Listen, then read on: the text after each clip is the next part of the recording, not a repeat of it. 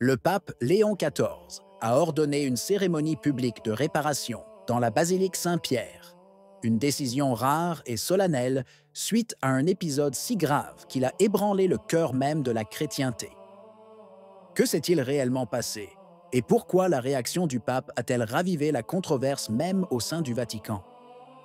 Ces dernières semaines, à la suite d'une manifestation très médiatisée organisée au Vatican et promue au nom d'un prétendu esprit d'inclusion, de nombreux évêques avaient demandé au pape Léon XIV un acte public de réparation.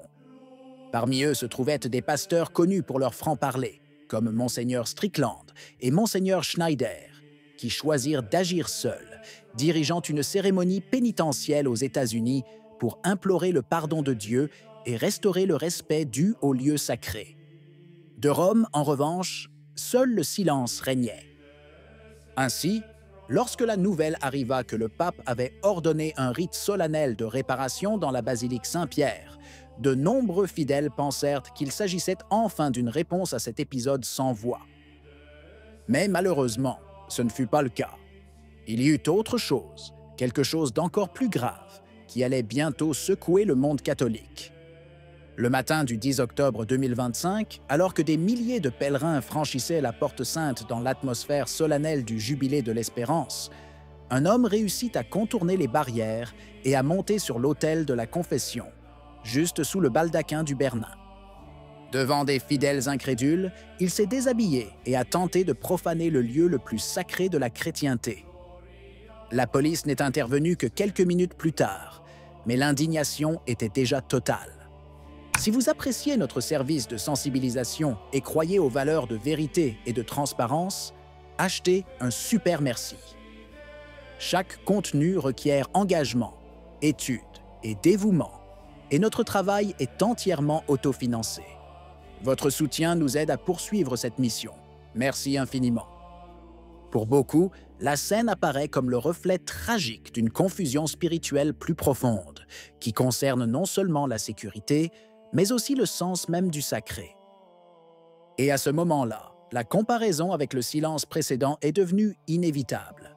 Là où auparavant aucun acte pénitentiel n'avait été jugé nécessaire, le Vatican a maintenant réagi de manière décisive. Le pape Léon XIV, après avoir vu les images publiées par Silaire non possum, a exprimé une profonde tristesse et a immédiatement ordonné un rite de réparation pour restaurer la sainteté du lieu et demander pardon à Dieu pour l'offense commise. Ce n'était pas la première fois que cela se produisait et malheureusement, l'indignation des fidèles n'a pas suffi à l'empêcher.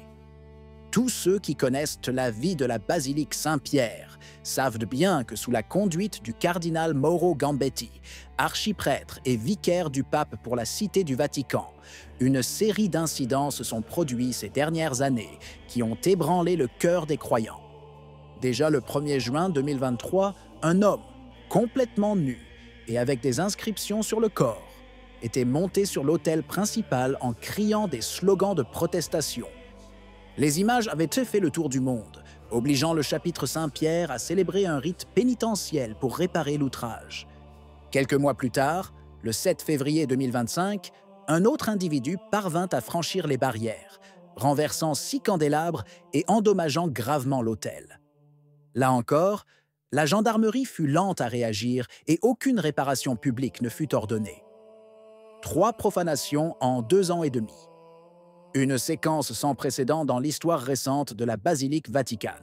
Et toujours le même dénominateur commun, la gestion du cardinal Gambetti, accusé par beaucoup de réduire la protection du sacré à une simple question administrative. Des rapports internes font état d'un climat superficiel, de collaborateurs choisis davantage pour leur amitié que pour leurs compétences, et d'un niveau de sécurité de plus en plus défaillant. Tout cela a inévitablement alimenté le mécontentement de ceux qui voient dans cette négligence une atteinte non seulement au décorum, mais aussi à la dignité même de la secte. Après avoir vu les images et compris la gravité de ce qui s'était passé, le pape Léon XIV prit la situation en main. Il ordonna qu'un rite pénitentiel solennel soit célébré dans la basilique Saint-Pierre, afin de demander pardon à Dieu et de restaurer la sainteté violée du lieu. C'est le geste que l'Église exige lorsqu'un lieu sacré est profané, comme le rappelle le Ceremonial Episcoporum. Tant qu'un acte de réparation n'a pas été accompli, il n'est pas permis de célébrer le culte dans cette église. C'est une cérémonie ancienne et profondément significative. L'évêque entre en procession, asperge l'autel et les murs d'eau bénite, proclame la parole de Dieu et célèbre l'Eucharistie pour réconcilier le peuple avec le Seigneur. C'est un moment de silence, de prière et de deuil, mais aussi de renaissance. Pourtant, même ce rite n'a pas eu lieu immédiatement. Le cardinal en charge de la basilique a hésité, reportant la célébration sans raison valable. Les préparatifs n'ont commencé qu'après une intervention directe du pape, car la loi liturgique est claire. La réparation ne peut pas attendre. Le rite, expliquent les théologiens, n'est pas une formalité. C'est une véritable réponse de foi, un acte par lequel la communauté reconnaît le mal et le confie à Dieu, demandant que le temple redevienne signe de grâce. À une époque où le sens du sacré semble perdu, ce geste rappelle à tous que l'Église ne peut pas s'habituer à la profanation. Elle doit réagir avec la force de la pénitence et de la prière. Ce geste même de réparation, justement souhaité et nécessaire, a relancé le débat dans le monde catholique. Plusieurs évêques, dont Mamziger Schneider et d'autres pasteurs d'orientation plus traditionnelle, ont rappelé comment, quelques semaines plus tôt, un autre épisode avait secoué la basilique Saint-Pierre, sans toutefois susciter aucune réaction officielle. À cette époque, la voie du silence a été choisie, même si de nombreux fidèles ont perçu cette manifestation comme une blessure au sens du sacré et de l'espace liturgique. Aujourd'hui, face à un nouvel acte de profanation, la réponse est venue immédiatement et publiquement. Deux mesures différentes, deux attitudes distinctes qui laissent de nombreuses questions sans réponse. Personne ne doute de la nécessité de réparation, qui est en effet un signe de foi vivante. Mais beaucoup se demandent pourquoi certaines offenses sont traitées avec détermination et d'autres avec une prudente réserve. C'est cette apparente incohérence, plus encore que les faits, qui génère l'inquiétude parmi les fidèles, un sentiment de désorientation spirituelle face à une Église qui, bien que connaissant la gravité du mal, semble hésiter à l'appeler par son nom. Entre-temps, les évêques qui avaient accompli l'acte public de réparation ne reçurent pas l'approbation unanime. Des critiques et une distanciation vinrent d'Europe, notamment de certains cercles théologiques germanophones. Certains ont jugé ces gestes excessifs, d'autres les ont jugés inutilement polémiques. Mais pour de nombreux croyants, ces réactions ont révélé quelque chose d'encore plus profond.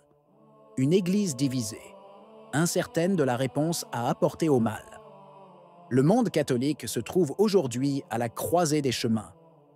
D'un côté, ceux qui réclament une défense ouverte de la sainteté des lieux et de la clarté de la doctrine. De l'autre, ceux qui privilégient le silence pour éviter les conflits et les malentendus. Au milieu de tout cela, des millions de fidèles se tournent vers Rome pour obtenir une voie claire, mais ils n'y trouvent souvent qu'ambiguïté. Qu'en pensez-vous? Si vous avez aimé la vidéo, laissez un commentaire. Amen. Que Dieu vous bénisse.